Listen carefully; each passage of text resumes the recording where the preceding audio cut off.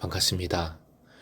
9월의 첫날, 9월 1일 목요일입니다. 목요일 새벽 하나님께 올려드립니다. 함께 주님 말씀하시면 찬양 부르십니다. 주님 말씀하시면 내가 나아가리다. 주님 뜻이 아니면 내가 멈춰서리다. 나의 가고 서는 것 주님 뜻에 있으니 오 주님 나를 이끄소서. 뜻하신 그곳에 나 있기 원합니다. 이끄시는 대로 순종하며 살리니 연약한 내 영혼 통하여 일하소서. 주님 나라와 그 뜻을 위하여 오 주님 나를 이끄소서.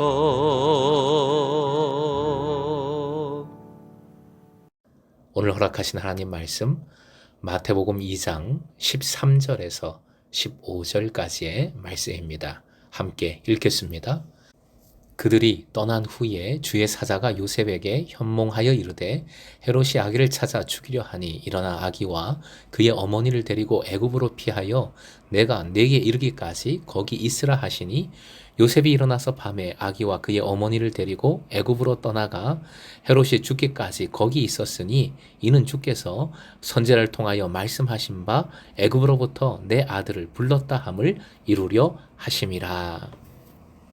오늘의 기도 제목, 어떤 길을 가든지 주님의 뜻대로 순종함으로 주님의 구원을 새로이 보게 하소서.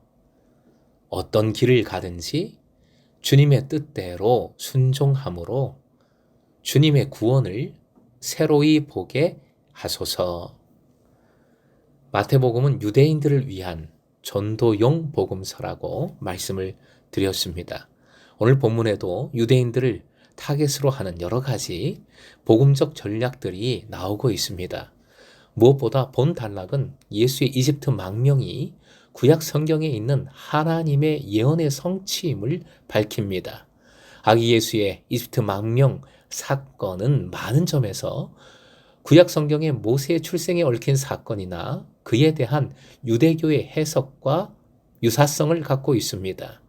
모세를 첫 번째 구원자로 보고 메시아를 두 번째 구원자로 보는 유대교의 견해가 오늘 말씀에 들어있는 것이지요.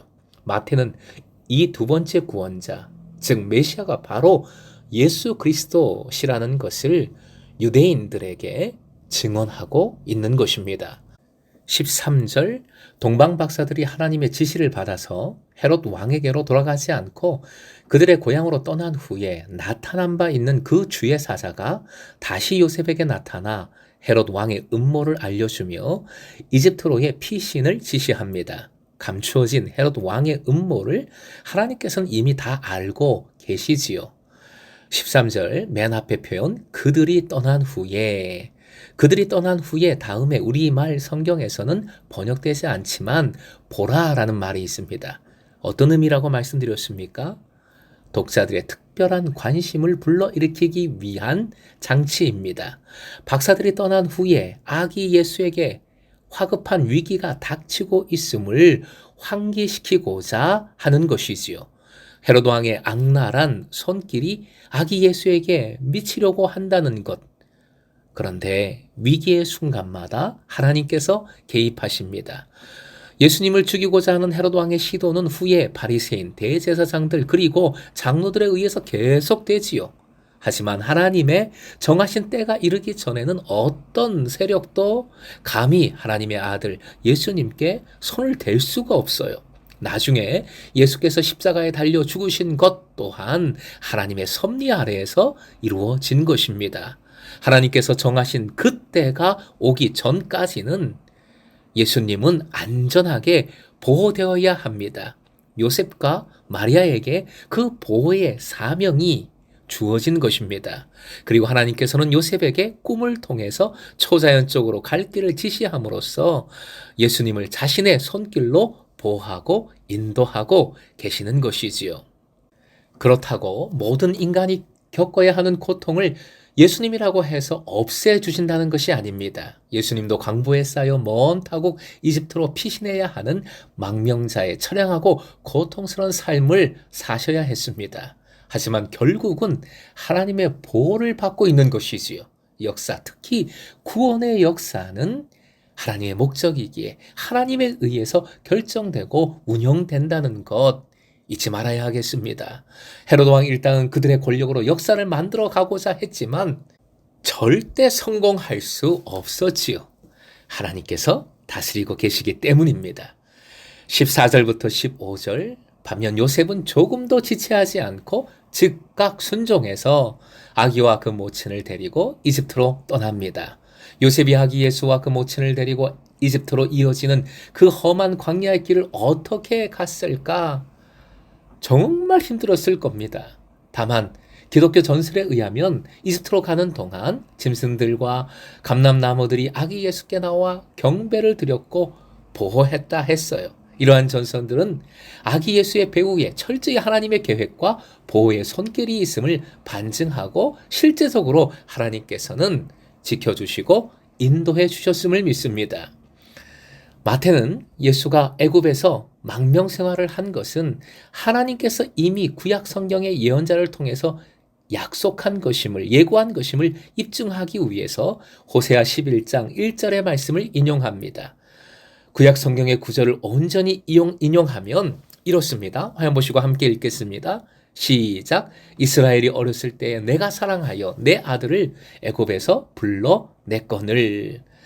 여기서 호세아 선지자가 아들이라고 한 것은 이스라엘 민족입니다.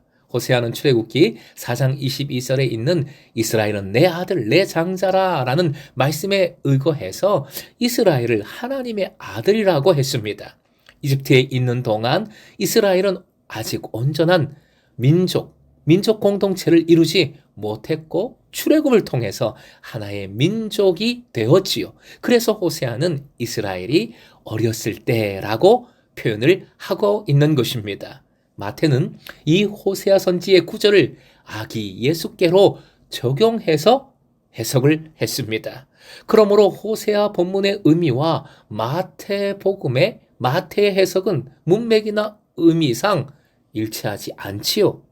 그런데 중요한 것은 이 모든 것, 유대인들에게 복음을 전하기 위한 전략이라 말씀을 드렸어요. 왜냐하면 당시 유대교는 문맥이나 의미가 정확히 일치하지 않는다 할지라도 중요한 단어나 표제어가 연결될 때에는 그것에 의거해서 새로운 의미를 해석해 냈기 때문입니다.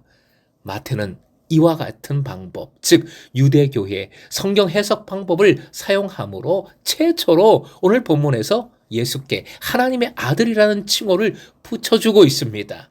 이스라엘이 이집트에서 머물다가 집단적으로 출애굽해서 하나님의 백성 혹은 아들이 된 것처럼 예수께서도 이집트에서 머물다가 나옴으로써 하나님의 아들로 불리우게 됨을 보여주고 있습니다. 구약 성경에서 출애굽 사건이 하나님의 결정적 구원의 사건으로 받아들여지듯이 예수 안에서 하나님의 구원 사역이 새로이 시작되고 있음을 선포하고 있는 것입니다.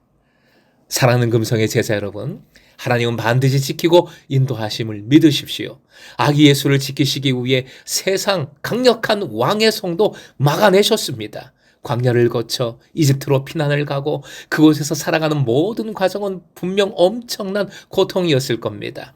하지만 하나님의 목적, 구원이에 있지요. 하나님의 목적은 구원입니다. 구원을 이루시기 위해 합력하여 선을 이루심을 믿으십시오. 구원을 이루시기까지 반드시 지키시고 보호하고 인도하심을 믿으십시오. 그리고 혹 여러분이 광야로 내몰릴 때 이집트와 같은 곳, 즉 생각지도 못했고 편안하거나 안전하지도 못한 곳, 어려운 곳으로 억지로 떠나야 할 때에 생각하십시다. 내가 주님의 뜻 안에 있는가? 주님의 목적을 마음에 담아 행하고 있는가? 만약 주님의 목적을 온전히 붙들고 있다면 억지로 그런 곳을, 그런 길을 가야 하더라도 두려워하지 마십시오. 그 어려움의 자리에서 항상 주님을 바라보십시오. 말씀을 붙들고 주님께 즉각 순종하십시오. 끝까지 말입니다.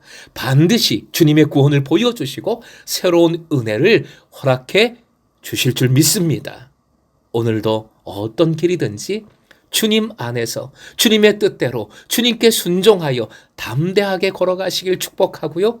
그리할 때 함께 주님의 새로운 창조, 놀라운 구원의 은혜를 누리는 금성의 제자 되시길 주님의 이름으로 축원드립니다.